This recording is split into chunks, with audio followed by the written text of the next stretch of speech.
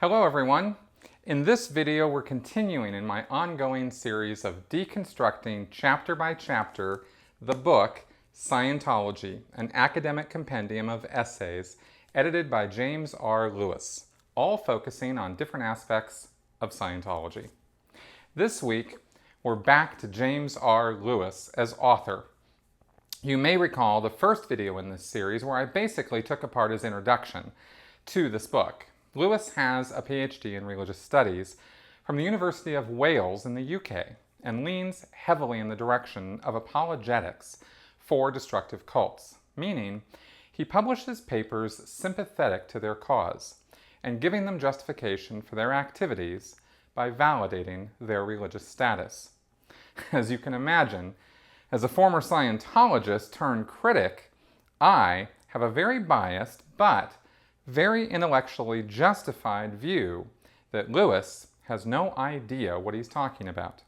But I want to give his work a fair shake, and so I'm going over these academic papers with a fine-tooth comb and seeing what rational and/or logical arguments they have to make. The chapter we're looking at this week is called The Growth of Scientology and the Stark Model of Religious Success. I have to say that I was surprised by Lewis in a couple of ways. I expected that this chapter was going to be full of Lewis forwarding the Church of Scientology's exaggerated claims about its membership numbers and rate of expansion. He does better than that, but not by much. There are fundamental flaws in this essay which put it far below the bar of what I would consider sensible academic work, similar to the quality of what we went over in our last video with Dorothy Christensen. However, even with his errors, there are some interesting observations to be made about Scientology using some of the references that Lewis cites. So, let's break it down and see what we can learn. Lewis starts this chapter with a quote from William Sims Bainbridge, an academic who wrote an earlier chapter in this book, which I also covered in an earlier video. While it is impossible to predict the fate of Scientology as a particular religious organization, we must suspect that some religion very much like Scientology will be a major force in the future of our civilization. I'm not much for predictions, and I've already taken these guys apart for their lack of academic prowess about Scientology and destructive cults in general, but this is just plain scary. Looking at it from Lewis and Bainbridge's perspective, I think they feel that the legitimacy of Scientology lies in its focus on the spiritual nature of human beings, and how many new religious movements in the 20th century have centered on empowering individuals to transcend their physical existence and achieve higher spiritual awareness and moral certainty, rather than the more popular model of bowing down or groveling before an all-powerful deity who will grant salvation through his mercy and goodwill. As cult specialist Joe Zimhart put it, religion is not being marginalized as much as reinvented in New Ageism and the democratization of spirituality. Individuals continue to create designer spiritualities that meet personal tastes, and tastes change. New cults and spiritual teachers continue to emerge because cult formation as devotional behavior has always attended cultural and challenges to the status quo in society. I agree with Joe, and it's clear that religion is going to be with us for a very long time because it fulfills many human needs on many levels, regardless of the specifics of any one belief system or how ridiculous or unprovable those beliefs may be. Not all new religious movements are destructive cults, but Lewis and his kind don't differentiate between them, and so lump in the harmful with the unharmful, and this is really a major error on their part. My objection with Scientology is not so much its belief system, which in and of itself is harmless enough. No, the reason Scientology is properly labeled a destructive cult has nothing to do with its beliefs. It is that the standard practice of Scientology results in much more individual harm than good, and not just financially through their scams, but psychologically and emotionally. Lewis doesn't see Scientology that way, so refuses to critically examine what the actual practice of Scientology does to its members or what former members have to say about it. All right, moving on, Lewis begins. As a specialist in the field of new religious movements, I regularly encounter claims that such and such a religion is the world's fastest growing.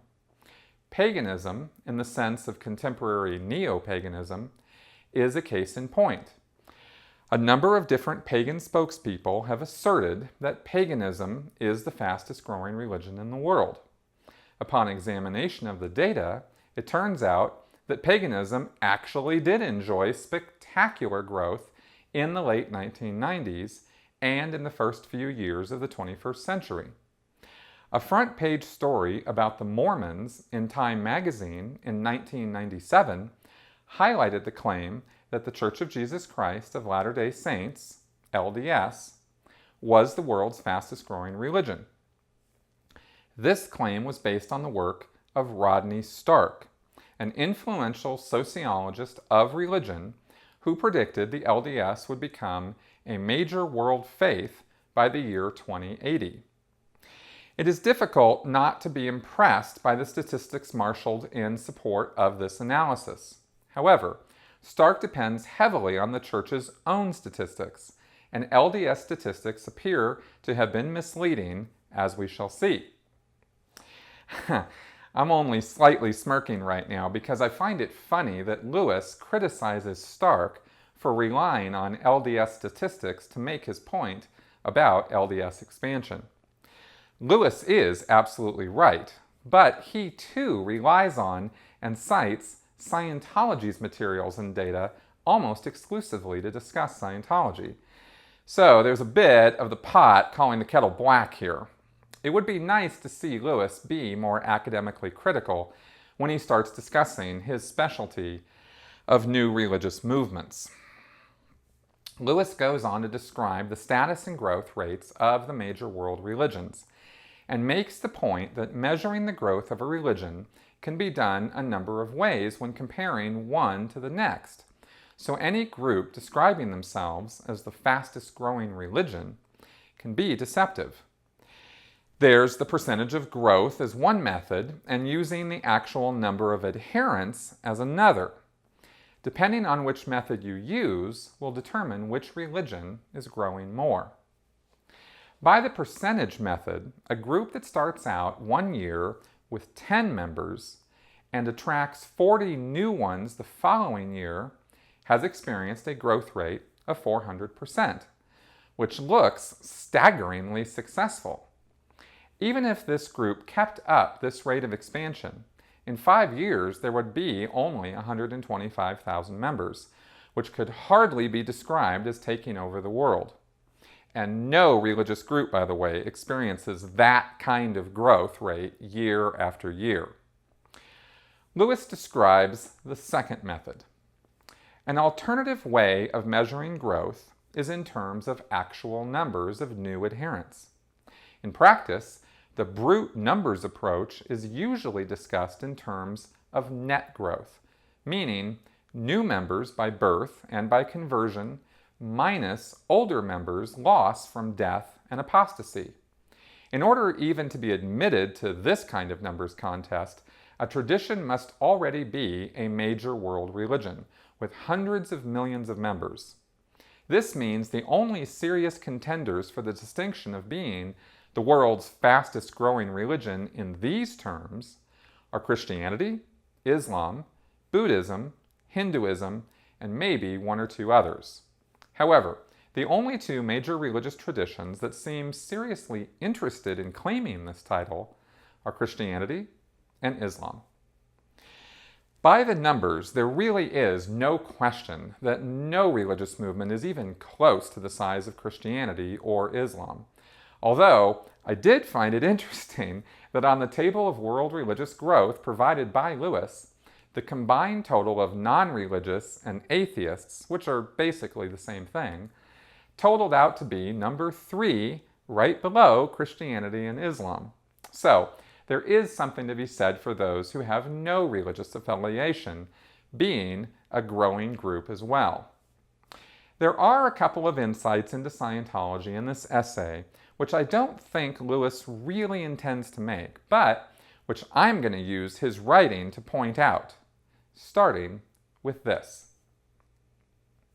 At this juncture in the discussion, we can change tack and ask, why have people concerned themselves with this question? Or, to restate this more bluntly, so what? Islam might be catching up with Christianity, or Christianity might be maintaining its lead. But, in real-world terms, neither scenario will ultimately make much of a difference. Having a slight numbers edge certainly does not mean that one religion has vanquished or will vanquish the other. However, and this is the real heart of the issue, people debate the point as if being the fastest growing really did mean that one religion was winning out over all the others. This attitude is partially captured in LDS sociologist Rick Phillips' remarks about Mormonism, as cited by Reed L. Nielsen in his introduction to The Rise of Mormonism. Phillips argues that the church uses membership growth as a principal benchmark of its success. Church publications and speeches of LDS leaders often cite the expansion of Mormonism as evidence of the validity and legitimacy of church doctrines and programs. Noting that nearly every LDS periodical chronicles growth, he also argues that Mormon apologists use the work of sociologists, especially Rodney Stark, to substantiate Mormonism's bandwagon appeal, and claims that the LDS Church has seized on Stark's predictions and has disseminated them widely. Something Scientology has in common with the LDS Church is the persistent drumming of the message that it is the world's fastest growing religion to its followers.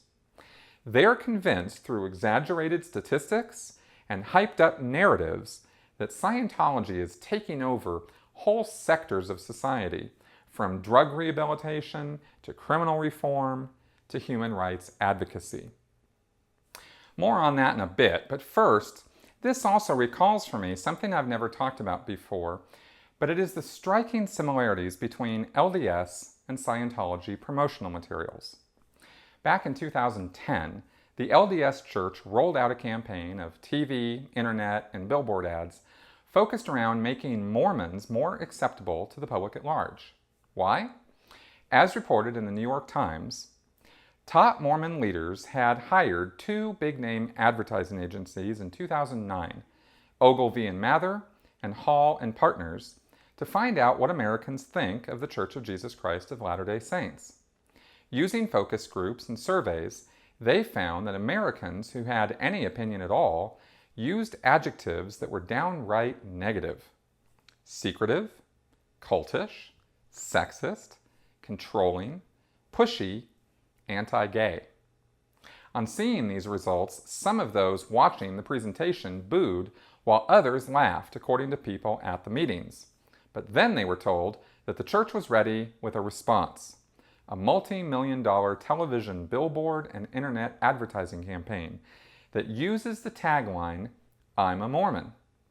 The campaign, which began last year but was recently extended to 21 media markets, features the personal stories of members who defy stereotyping, including a Hawaiian longboard surfing champion, a fashion designer, and single father in New York City, and a Haitian American woman who is mayor of a small Utah city. When this campaign started, I was still in the Sea Organization and was shocked by it because the "I'm a Mormon" ads were almost exactly the same as the large-scale Scientology campaign we had already launched back in 2008, centered around videos of regular Joe Scientologists talking about how Scientologists are just regular people like you and me, and there's nothing kooky or weird about Scientology, all ending with the statement, "I'm a Scientologist." That campaign was obviously created to counter the international bad press that Scientology was receiving due to the anonymous protests of that same year. And the similarities of the Mormon campaign were far too obvious to be missed. I just had to mention this here because it's funny and interesting to me how these groups watch each other's moves and try to play on what they think is successful from one to the next. The I'm a Scientologist campaign was not successful and was not carried on for very long, nor did it succeed in changing public perception about Scientology or get a whole lot of new people in. I've included a link below to an article on Scrib-D by someone calling themselves Truth is Reason, which describes the rollout of the two campaigns and who copied who. Lewis goes on to point out more about this. The message of calling attention to the growth statistics of one's religion seemed to be, everyone is switching to my religion, so shouldn't you switch too? As implied by Phillips' remarks, such statistics can also be cited to encourage the faithful.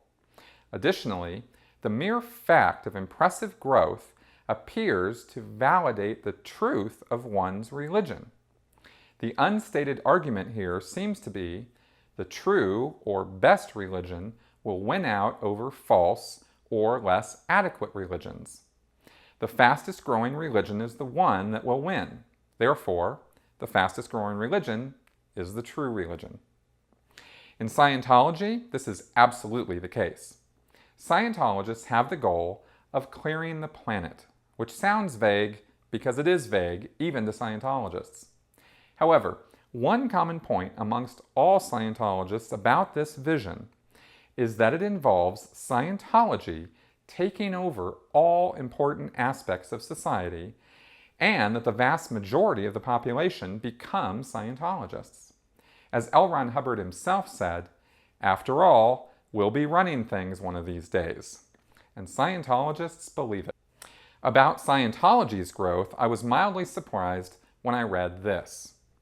Scientology's self-perception of being the fastest growing religion is likely based on an uncritical reading of its own statistics. During his tenure as organizational head, L. Ron Hubbard established the tradition of each branch sending in reports on Thursdays. He then spent Fridays reading them. This is the origin of the Thursday report that is the bane of many staff members. The ideal Thursday report embodies a measurable increase over the preceding week's report, which is referred to as being upstat. A decrease is referred to as downstat. All Scientology staffers are motivated to be upstat, resulting, not necessarily consciously, in exaggerated statistics. This is a fairly accurate but extremely mild interpretation of how Scientology staff handle their statistics. Being upstat isn't just desirable, but becomes the be-all, end-all for Scientology staff, and is the basis of a lot of their extreme behavior, including routinely lying to their parishioners and even credit card fraud and theft. As a Sea Org manager over these org staff for years, it was a routine occurrence to bust them for falsifying their statistics because of the insane degree of pressure we as managers put on them to have their stats up. It was a vicious circle, of course, because we were being berated and yelled at just as hard as we were pushing it down on the line on them. And when the lower organization staff false reported, that often ended up with us in hot water too, because our stats depended on theirs. Yet no one ever learned, and the pressure would just continue to come down harder and harder as the years went on. Of course, Lewis and every other religious scholar and academic who have come anywhere near the world of Scientology are never exposed to any of this. So I don't expect that he would have anything but a surface-level understanding of the pressures brought to bear on Scientology staff. He goes on to cite some very realistic numbers about Scientologists, which again surprised me. They were realistic because they were based on non-Scientology sources. The governments of Canada, New Zealand, and Australia all included a religious affiliation item in their more recent national censuses. The Canadian census reported that in the 10-year period between 1991 and 2001, self-identified Scientologists grew by 26.5%, from 1,215 to 1,525 adherents. In New Zealand, during the same period, church membership expanded from 207 to 282, an almost 37% increase. And in Australia, the number of self-identified members rose from almost 37% from 1,488 to 2,032 in the 5-year period between 1996 and 2001. Lewis called these a healthy but not spectacular rate of growth. And from his view, that may be true, but I can tell you that by any metric in the Scientology world, these numbers are pathetic and would shock any Scientologist in those areas. None of them are allowed to see such numbers, of course, as they're never published or produced by Scientology itself. Instead, it tells its members that it's growing at an expansion rate of 20x, meaning that things this year are 20 times better than they were last year. These outright lies are believed mainly due to cognitive dissonance and an intense confirmation bias on the part of Scientologists, who have to tell themselves that this is true even though they don't see any indication of growth in their own backyards. They assume that things are always better with Scientology in other geographical regions, and eventually they think it will catch on in their church too. Lewis then goes into the next part of his essay, talking about the Stark model. Rodney Stark, the same Stark mentioned above in connection with the LDS, has invested significant energy into developing and elaborating a model of how emergent religions succeed. He further claims that based on the proper application of his model, we can assess a religious movement's prospects for expansion. Given the ambitious scope of this claim, the task of determining how Scientology measures up could be illuminating. In the present chapter, I will discuss the Church's future prospects in terms of Stark's model. First, however, a fairly lengthy discussion needs to take place about problems with Stark's specific formulation. Now, I'm going to summarize most of that discussion for reasons that will become clear as we carry forward. Lewis first discusses the problems with the words success and failure when it comes to religious movements, because these are difficult to define broadly when each group has very different goals and purposes for its existence. Some groups envision growing to take over the world, or want to have vast influence over cultural and public affairs. But many don't. They don't have goals anywhere near that lofty.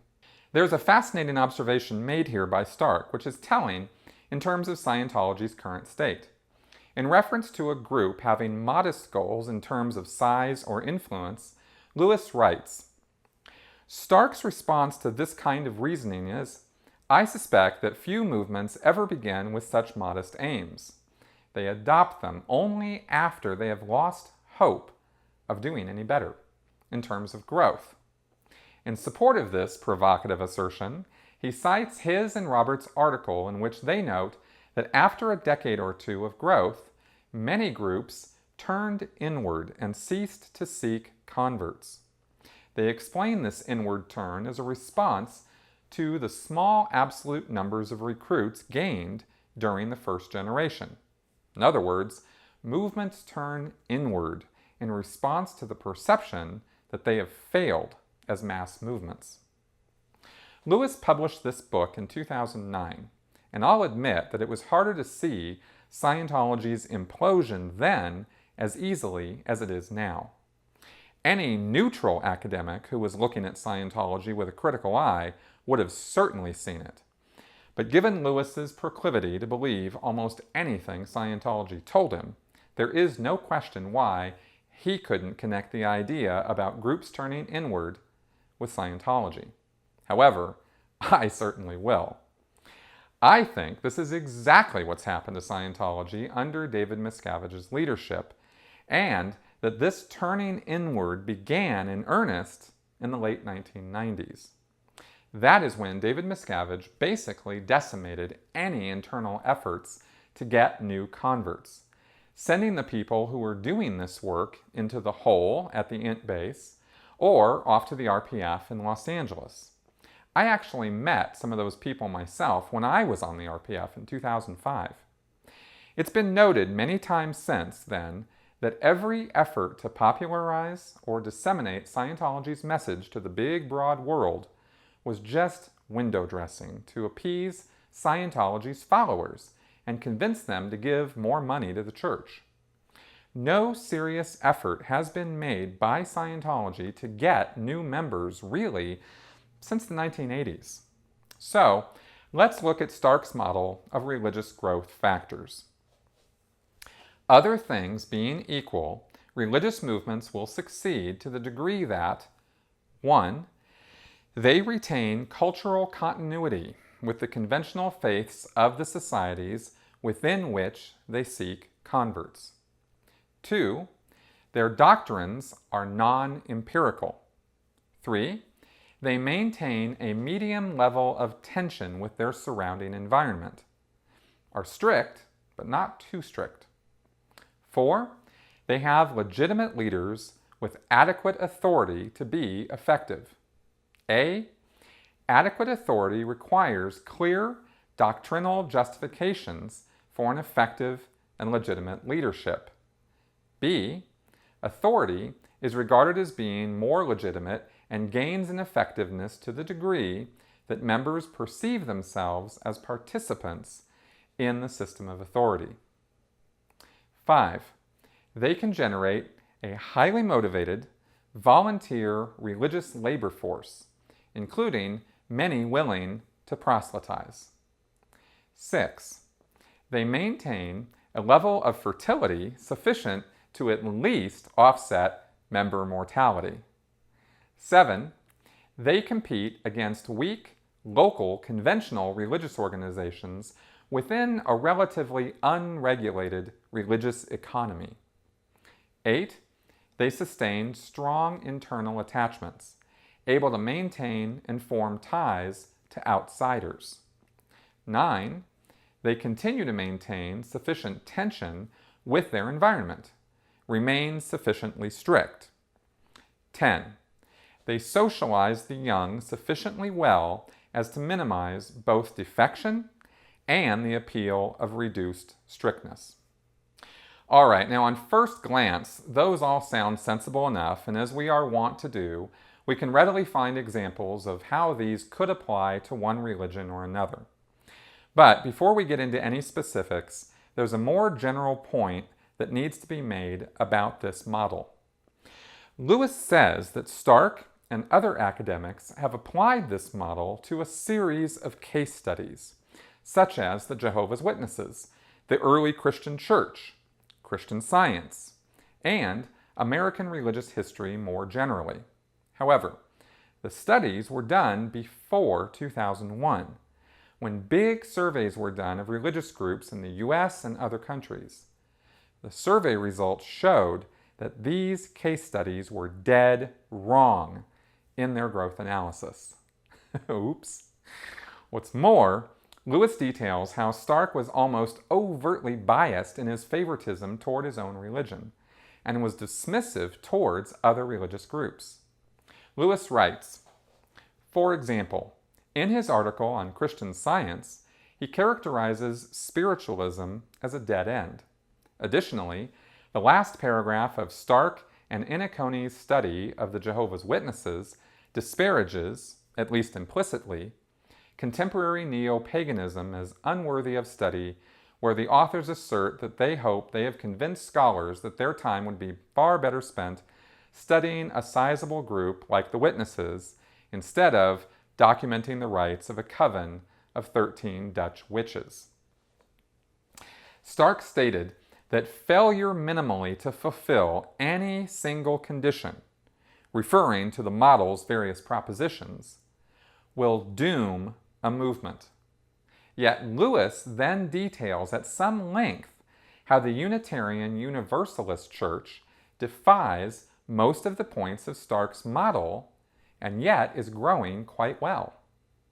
He also shows how Stark used this model to predict that the LDS Church will become a major world faith by the year 2080, yet the growth rate of the LDS Church is not even keeping up with the population growth rate of the US, so is in effect shrinking. The same applies for Stark's predictions about the Jehovah's Witnesses. Meanwhile, Stark used this model to predict spiritualism and neo-paganism were dead ends, while hard statistics show that they're actually growing in most places in the world where religious survey data is available. So, Lewis does a great job debunking the value of the Stark model, but then uses this model to analyze Scientology's expansion. I'm sorry, but this is just really dumb. Here's what he says about this. It is not my intention here to offer anything approaching a complete explanation of what went wrong with Stark's predictions, nor am I interested in thoroughly reformulating his theory of religious success. I would, however, still like to apply Stark's model to the Church of Scientology, so at least some sort of explanation is in order here. Yes, I agree that some explanation is due, because why would he possibly debunk this model and then use it? In the next 4 long paragraphs, Lewis offers a few ideas about why Stark's model doesn't work out so well in a modern, changing world. But he doesn't talk specifically about Scientology or even the kind of religion he thinks Scientology is, or why this model would be useful in analyzing it. He literally just rambles about these other religions and why the model is not fully useful for them, and then says this. Despite these reservations, I nevertheless feel that applying Stark's model to the Church of Scientology could be an interesting and useful exercise. All right, now this seems to me to be the exact opposite of how serious academics are supposed to use facts and reason to establish useful data and conclusions about things, like religious movements. I think a comparative and a hard science to what Lewis is doing here would be showing how phlogiston is not what causes things to combust when it's exposed to the air, and then analyzing how much phlogiston is needed to heat up your oven.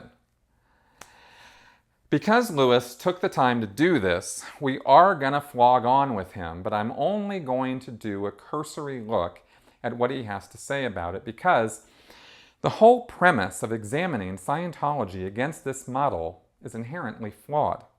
However, I do have a couple of interesting observations of my own along the way.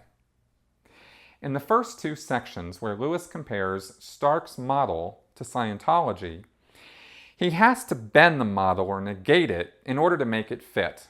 There's not much analysis actually going on here, just commentary that uselessly takes up space, so we're skipping those entirely. The 3rd section is called Medium Tension, and he says this. Stark asserts that strictness is an attractive trait that brings converts into a religion. At first glance, this proposition seems counterintuitive. Stark's argument here is, to oversimplify a bit, that the more participation in a religion costs members, the more they value their membership. Additionally, strictness tends to screen out free riders, individuals who want to enjoy the benefits of a collective enterprise without contributing to the group in any way. It should be noted that strictness can be carried too far. It is not difficult to find churches that are too strict to grow in any significant way, which is why the ideal formula for growth is medium tension. The 9th proposition in the religious success model is that to maintain growth, a religion must maintain its strictness. Now, I read this with interest because, of course, anyone who even casually reads the stories of ex-Scientologists, and especially ex-Sea Org members, are going to know that Scientology's ethics and justice system are harsh in a way that few modern religions could compare with outside of monasteries or convents. So, I had to laugh at Lewis's next statement. Unlike other groups in the New Age milieu, the Church of Scientology puts forward strong, explicit ethical guidelines for its members, though this would be disputed by critics, as reflected in, for example, Hubbard's Introduction to Scientology Ethics, and more recently, the Integrity and Honesty chapter of the Scientology Handbook. Okay, I don't know any critics who would dispute that the Church of Scientology is unduly strict with its members. If you were looking for any proof that Lewis had no idea what critics and apostates of Scientology actually have to say, this is it. He is clueless about the very valid issues that us critics have with Scientology, and is apparently so tone-deaf that he thinks we would refute that Scientology is a bit rough on its members. He follows this up by saying, every Scientology organization of any size has an ethics officer who is the first point of contact in a complex internal justice system that takes actions against individuals whose actions are viewed as destructive. Critics of the Church often portray this internal bureaucratic justice system as a form of social control. I said at the outset of this video series that I wasn't going to make this series personal or about the individual authors of these essays.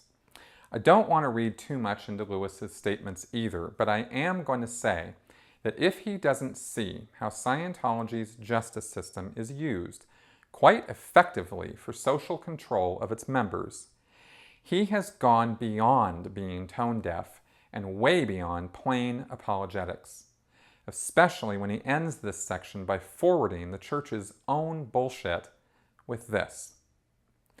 With respect to social conflict, one might think that the Church of Scientology has provoked too much hostility to attract new members. However, as evidenced by the growth statistics cited earlier, this has not been the case. In fact, Scientologists I have spoken with tell me that more rather than fewer people have contacted and expressed interest in the Church of Scientology as a consequence of the free publicity generated by the relevant South Park episodes and by the high-profile remarks of Scientology celebrities like Tom Cruise. I'll leave it to your judgment as to whether you think Scientologists would lie to Lewis about this. I'll simply say that I spent years going from one Scientology church to another from 2008 through 2012, all over the Western United States, and every one of them suffered from one common denominator. They were empty of any new public and could barely get anyone to even walk through their front doors, much less become card-carrying members. For anyone to think that Scientology is attracting new members because of its controversy or hostility is simply moronic. Lewis has a couple more sections of pure nonsense where he demonstrates quite clearly that he does not have more than a surface-level understanding of Scientology and has bought into what he was told by Scientology PRs instead of doing anything like real research. By this point, I'm honestly pretty disgusted with his intellectual dishonesty, and the next two sections are not even worth repeating or commenting on. However, there is one final point he makes that I think is worth discussing because you might find it interesting. Under the section Personal Networks, Lewis discusses the social networks and communities that religious groups form. He says, having a tight community can work against a movement's growth if it becomes so all-consuming that forming relationships with people outside the group becomes difficult. The first point of contact for many people who join a religion is a friend, coworker, or family member who's already a participant. A corollary of this observation is that a group that restricts its social relationships to other members, a situation sometimes referred to as social implosion, is unable to attract new members. Anderson and Wellendorf observe that Scientology has stopped growing in Denmark. Though they do not use the term, their data would support the hypothesis that the Danish church has imploded. This does not, however, seem to be the case in other parts of the world where Scientology is experiencing a healthy rate of growth. For example, in contrast to Anderson and Wellendorf, I have never sensed the kind of garrison mentality in the American church they found among members of the Danish church. Well, I'm glad that I can rely on Lewis's sense to tell me that there is no such thing as a garrison mentality in Scientology, even though I know for a fact that is exactly what's going on there. Social implosion is actually exactly the phenomenon to describe what is happening to Scientology right now. And despite the fact that Lewis doesn't agree, I'm happy that he pointed out that this is actually a thing. It's pretty obvious that Sea Org members have no social life, and that Scientology staff often work such long hours between their church service and regular paying jobs that they have little time for extensive social networks. But even regular public Scientologists are heavily encouraged to not have many non-Scientology friends. If they do, believe me when I tell you that few, if any of them, are close friends. It's not even that the church enforces this so much as the Scientologists themselves don't get close to non-Scientologists, because they don't feel they can really talk honestly and openly to non-Scientologists. Look at it this way. If your worldview was that everyone is being subjugated by the reactive mind and cannot be free without getting rid of it, or worse, you thought that body thetans are crawling all over people's bodies, influencing their every decision and keeping crime, war, and insanity from ever being resolved, could you really be close with people who were clueless about those things? Would you really feel that you were intimate with someone who had no idea that their eternal life was going to be an endless cycle of painful life and death over and over again? Well, I can tell you that when I was a Scientologist, I sure couldn't. I wanted them to be Scientologists, and if I couldn't get them there, I couldn't feel that I was really being myself around them. I used to have talks with lots of Scientologists about this, and they would agree or say the same things to me. No, there is no doubt in my mind that social implosion is a definite factor in Scientology's contraction over the past decade, in addition to all the other things we critics talk about, such as the insane push for money, unduly harsh ethics penalties on members, and radical us versus them mentality, which Hubbard's writings push on its members. And with that last point, we have come to the end of Chapter 6. While I found last week's essay to be pedantic and pedestrian, I have to say that this week's essay by Lewis was the most logically flawed and harebrained essay we've gone over yet. I expected this essay would suck because Lewis's standards of academia are so low as to be almost non-existent. But he surprised me by how bad this one was. Next week, we move into part 3, called Community and Practices. The first chapter in that section is chapter 7, Community in Scientology and Among Scientologists.